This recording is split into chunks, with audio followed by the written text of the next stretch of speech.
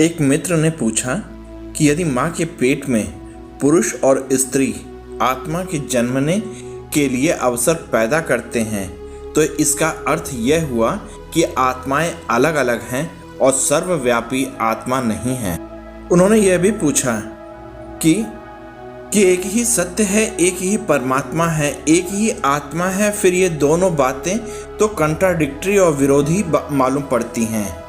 ये दोनों बातें विरोधी नहीं हैं। परमात्मा तो एक ही है, आत्मा तो वस्तुतः एक ही है, लेकिन शरीर दो प्रकार के हैं। एक शरीर जिसे हम स्थूल शरीर कहते हैं जो हमें दिखाई पड़ता है, एक शरीर जो सूक्ष्म शरीर है जो हमें दिखाई नहीं पड़ता। एक शरीर की जब मृत्यु होती है तो स्थूल शरीर तो गिर जाता है, लेकिन जो सूक्ष्म शरीर है वह नहीं मरता है।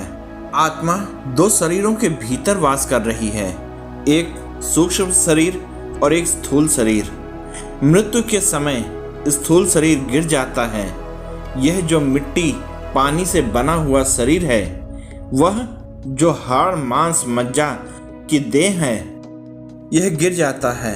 फिर अत्यंत सूक्ष्म विचारों का, सूक्ष्म संवेदनाओं का, सूक्ष्म वाइब्रेशन का शरीर शेष रह जाता है, सूक्ष्म तंतुओं का।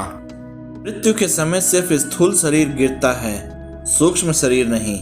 लेकिन परम मृत्यु के समय, जिसे हम मोक्ष कहते हैं, उस परम मृत्यु के समय स्थूल शरीर के साथ सूक्ष्म शरीर भी गिर जाता है। फिर आत्मा का कोई जन्म नहीं होता। फिर वह आत्मा विराट में लीन हो जाती है। वह जो विराट में लीन है वह एक ही है। जैसे एक बूंद सागर में गिर जाती है। तीन बातें समझ लेनी जरूरी हैं। आत्मा का तत्व एक है। उस आत्मा के तत्व के संबंध में आकर दो तरह के शरीर सक्रिय होते हैं, एक सूक्ष्म शरीर और एक स्थूल शरीर। स्थूल शरीर से हम परिचित हैं, सूक्ष्म शरीर से योगी परिचित होता है। और योग के भी ऊपर जो उठ जाते हैं वे उससे परिचित होते हैं जो आत्मा है। सामान्य आंखें देख पाती हैं इस शरीर को, योग दृष्टि ध्यान देख पाता है सूक्ष्म शरीर को। लेकिन ध्यानातीत बियॉन्ड योग, सूक्ष्म के भी पार, उससे भी आगे जो शेष रह जाता है उसका तो समाधि में अनुभव होता है। ध्यान से भी जब व्यक्ति ऊपर उठ जाता है तो समाधि फलित होती है, और उस समाधि में जो अनुभव होता है वह परमात्मा का अनुभव है। साधारण मनुष्य का अनुभव शरीर का अनुभव है, साधारण योगी का अनुभव सूक्ष्म शरीर का अनुभव है, परम योगी का अनुभव परमात्मा का अनुभव है। परमात्मा एक है, सूक्ष्म शरीर अनंत हैं, स्थूल शरीर अनंत हैं। वह जो सूक्ष्म शरीर है वह है काजल बॉडी। वह जो सूक्ष्म शरीर है वही नए स्थूल शरीर ग्रहण करता है। हम यहाँ देख रहे हैं कि बहुत से बल्ब जले हुए हैं। विद्युत तो एक है, विद्युत बहुत नहीं है। वह ऊर्जा, वह शक्ति, वह एनर्जी एक है, लेकिन दो अलग बल्बों से वह प्रकट हो रही है। बल्ब का शरीर अलग अलग है, उसकी आत्मा एक है। हमारे भीतर भी जो चेतना झांक रही है वह चेतना एक है, लेकिन उस चेतना के झांकने में दो उपकरणों का, दो व्हीकल्स का प्रयोग किया गया है। एक सूक्ष्म उपकरण, दूसरा उपकरण है स्थूल देह। हमारा अनुभव स्थूल देह तक ही रुक जाता है। यह जो स्थूल देह तक रुक गया अनुभव है, यही मनुष्य के जीवन का सारा अंधकार और दुख है। लेकिन कुछ लोग सूक्ष्म शरीर पर भी रुक सकते हैं। जो लोग सूक्ष्म शरीरों तक रुक जाते हैं वे ऐसा कहेंगे कि आत्माएं अनंत हैं, लेकिन जो सूक्ष्म शरीर के आगे चले जाते हैं वे कहेंगे परमात्मा एक है, आत्मा एक है, ब्रह्म एक है। मेरी इन दो बातों में कोई विरोध नहीं है।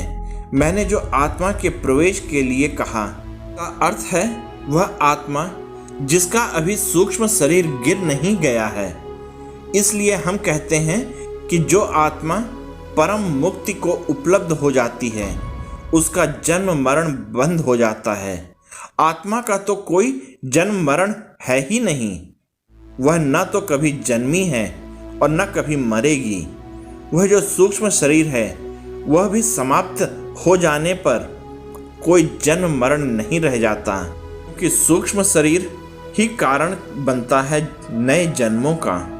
सूक्ष्म शरीर का अर्थ है हमारे विचार, हमारी कामनाएं, हमारी वासनाएं, हमारी इच्छाएं, हमारे अनुभव, हमारा ज्ञान, इन सब का जो संग्रहीभूत, जो इंटीग्रेटेड सीड है, इन सब का जो बीज है वह हमारा सूक्ष्म शरीर है। वही हमें आगे की यात्राओं पर ले जाता है। लेकिन जिस मनुष्य के सारे विचार नष्ट हो गए, जिस मनुष्य की सारी वासनाएं क्षीण हो गई, जिस मनुष्य की सारी इच्छाएं विलीन हो गईं, जिसके भीतर अब कोई इच्छा शेष नहीं रही, उस मनुष्य को जाने के लिए कोई जगह नहीं बचती, जाने का कोई कारण नहीं रह जाता, जन्म की कोई वजह नहीं रह जाती। आप सबको ये बताते चलें कि ये प्रसंग ओशो के प्रवचन से लिया गया है। आप लोगों को ये प्रसंग कैसा लगा कृपया करके कमेंट करके बताइएगा, और आप इस प्रसंग में मेरे साथ बने रहे इसके लिए आप सबका बहुत बहुत हृदय से धन्यवाद और जय हिंद दोस्तों।